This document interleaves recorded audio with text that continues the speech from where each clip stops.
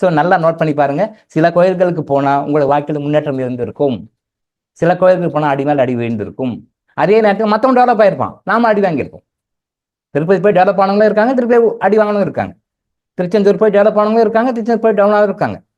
திருப்பூரில் வந்து போனால் திருப்பூர் முருகனை வணங்கினா வந்து ப்ராப்பர்ட்டி சேரும், பணம் சேரும், சாரி அந்த நிலம் சம்மந்தப்பட்ட விஷயங்கள்லாம் உங்களுக்கு பாசிட்டிவாக ப்ராப்பர்ட்டி வாங்குவீங்க, ப்ராப்பர்ட்டி செய்வீங்க அப்படின்னு சொல்லிட்டு ரீசெண்டாக சோஷியல் மீடியாவில் எல்லாம் நிறைய பேர் பேசுனதுனால இப்போ அங்கே கூட்டம் ரொம்ப வழியுதுன்னு சொல்லி கேள்விப்பட்டேன். அப்போ திருப்பூர் முருகன் கோயிலுக்கு போயிட்டு ப்ராப்பர்ட்டிஸ் எல்லாம் வாங்கினவங்க இருக்காங்க. அதே நேரத்தில் திருப்பூர் கோயிலுக்கு போயிட்டு சொத்துக்களை விற்றவர்களும் இருக்கிறார்கள். எங்கிட்ட ரெக்கார்ட் இருக்கு. ஜோதிடர்கள் சொல்றாங்க, மற்றவங்க சொல்றாங்க, திருப்பூருக்கு போனால் இது நடக்கும்ட்டாங்க, போறாங்க, மக்கள் வாங்குறாங்க. அது தப்பு இல்லை, அது நான் மாற்றுக்கருத்து சொல்லலை, நம்ம அது கான்ட்ராவா எதுவும் சொல்லலை, அது உண்மை, அது ஒத்துக்கிறோம்.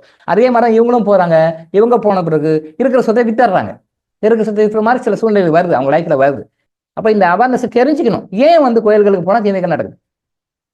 ஒருத்தருக்கு நல்லது நடக்குது, நமக்கு மட்டும் ஏன் கெடுதல் நடக்குது? லைட்டாக கேட்பேன் சார், அவன் போனால் அவனுக்கு நல்லது நடக்குது சார், நையா சார், அதுதான் கேள்வி, அதுதான் ஆன்சர் எடுக்கணும்.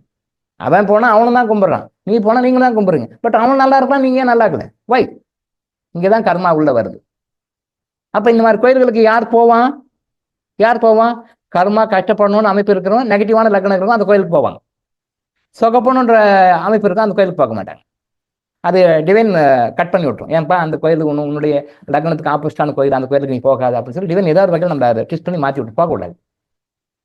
அப்போ சொகப்படணும்னு அமைப்பு இருந்ததுன்னா இப்போ இந்த கோயிலுக்கு போய் இந்த லக்னத்துக்கு போனோம்னா இது போகும், நீ போயிட்டு வான்னு அமைச்சிடும். ஸோ அந்த கர்மா தான் இந்த மாதிரி இடங்களுக்கு, சரியான இடங்களுக்கு போவதையும் அந்த நல்ல கர்மா ஊக்குவிக்கிறது.